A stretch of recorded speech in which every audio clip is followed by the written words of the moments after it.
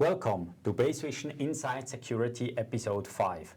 Today, our CSR team is with me, Mark and Gianluca, and we are talking about the topic, is an incident response retainer enough, or do we need even more? And that's probably already the first question. What do you think about this? I think having a retainer is a very good start, because you don't want to start looking for incident response provider if you have an incident. So it makes sense if you have that prepared in advance, that you know who you can call. I think it definitely makes sense to prepare yourself also with internal processes. It's not just having a retainer and like a fire and forget solution. Because we just noticed from engagements, the better a client is prepared, it also helps to cut down the downtime, and it helps also us during our incident response and investigation phase. Yes. What would you say, what are the top points which a customer should be prepared for before he has an incident? So how can he prepare and what should he do? I can answer that. I think the first thing that's most importantly is you essentially have to ensure that you have the proper logging. That's something that we rarely see having an issue with. For example, proxy logs and firewall logs. Usually when we join an incident, we realize that clients only keep those things for like a couple of hours, maybe even an hour. Are we able to do incident response? Yes, we still can, but obviously then there's going to be pieces of the puzzle that are missing, and that's going to be an issue. So for example, if you wanted to answer when exactly did the threat actor gain access to my environment, those kind of questions may be very difficult to answer, but obviously showing the whole kill chain was still possible, but then you still have some gaps, and that's an issue. So obviously being prepared and having everything logged, that's number one.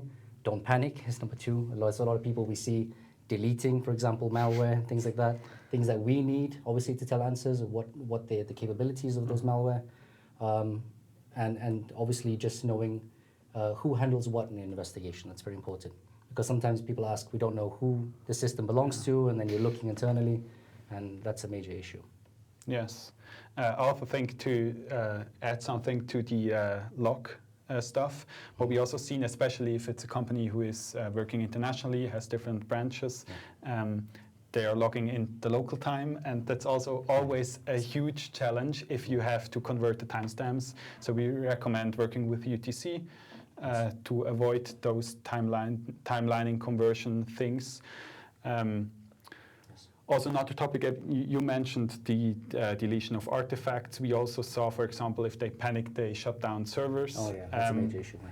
We rather, if you have the possibility, just disconnect it or isolate the system, because then we still can access forensic evidences. Yes. And otherwise, that makes our job harder. Yeah. It's always, I mean, as you mentioned, it's always working with missing pieces in incident response. I think that's just in the nature of incident response. Correct.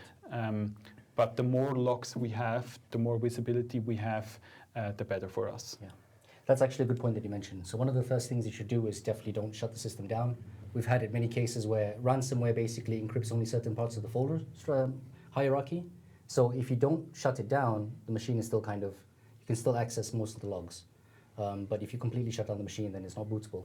Then it makes it more complicated. We have to basically make a copy of the disk manually. Then we have to mount the disk, extract the logs manually. It takes a lot more time. So just leave everything as is, and then we will basically guide you. I mean, that's the whole point of IR, is to guide you what you should do next. But knowing certain things in advance is very important. And speaking of guidance, I also think it makes sense to have playbooks in advance. Yes. Because I still can remember the first ransomware case I was involved in. And it was quite interesting to me. We had at the company then also a third party involved, which was the IT provider of the company, professional IT provider having many clients. And then when the ransomware hit, the whole system panicked. All the people, they didn't really know what to do, even simple steps, because the adrenaline was high. So it makes sense to have certain things structured, playbooks, checklists in advance, because if you're stressed, you are missing the most simple things because you can't think about it.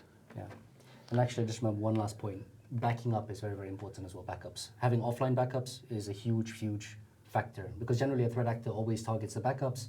once they encrypt your backups, then they leave. And if they leave, then basically they know that they've left no stone unturned. So having offline backups is very, very key. I've had an incident in the past where a client had done offline backups. They were done on a weekly basis, so he lost a couple of days, but they were able to get back to business very quickly. And we've had some companies were completely encrypted, all their backups encrypted, and in that point, they really have no choice but to negotiate with a threat actor. Because if you basically don't negotiate, you start your business from zero. There's nothing else you can do. Yes, and that's crazy to think of. That's true. That's the reality of how things are. Yeah, I think that's something coming back to, we're going back up to disk. That was a huge trend a few years back. So that definitely was a problem there. But you brought now in as well, I mean, we talked a lot about technology topics, like we need logs, we need to analyze them. But then, so it's the preparation on these things, but it's as well the preparation for on the management process side. You touched it a little bit. Could you elaborate a little bit more? What should a company prepare for, or how can they prepare on such a situation? Yes. What is required there? So I think the first step is always having the processes in line and the playbooks. But the playbooks are only as good as they've been tested in practice. Yes. So for more on a management level, we do tabletop exercises to simulate those incidents with the C-level, but also the IT department and all the most important stakeholders, which usually are also part of a crisis team during an incident. The tabletop exercises, it depends. They can be more focusing on the process view, but they can also be simulated technically. It really depends. But I think testing your processes and also finding gaps if they work properly, I think you can only find out either in an incident itself or hopefully beforehand by testing it during an exercise. True. So really doing the simulation is then one of the key steps to really test the whole organization. You mentioned the executive level should be in IT department, but are as well others required to be part of such a simulation.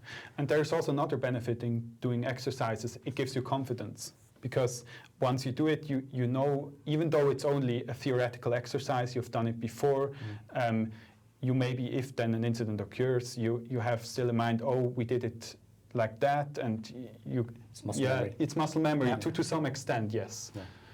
To some extent, Yeah. Good. So we can do a lot in preparation. You mentioned now probably already the 5 things with logs, with the processes, with the contact list and all that. If you would now say how much should a company invest into this topic, or how much effort should they put into like incident response planning? Is that something where you need a whole team, or is that more like a yearly effort you should do, or what is there a normal thing, what you see currently on the market? What are customers doing there? I think in terms of exercising or doing tabletops, in my opinion, it makes sense to do it once a year. I don't see benefit in doing it too often, because then it also gets kind of repetitive. And also the scenario should be to some extent new, because if you exercise every time the same thing, it doesn't really make sense in my opinion. Yes. Yeah. Honestly, if you focus on the main things like we mentioned, like having the right backups, having the right logging, making sure that they're being stored properly, then you don't need to do it so often. I mean, the things you really need to do is pre-prepared in advance. They're already in place, they're ongoing, and the other things are just testing. That doesn't have to be that often. So at the end, in summary, it's like, okay, if you prepare, you have a much smoother life. Yes. In case you have an incident, you know what to do, or you have some guidance at least, because every incident is differently. But it's important to invest there and continuously improve on these steps. I think that would be then the main summary.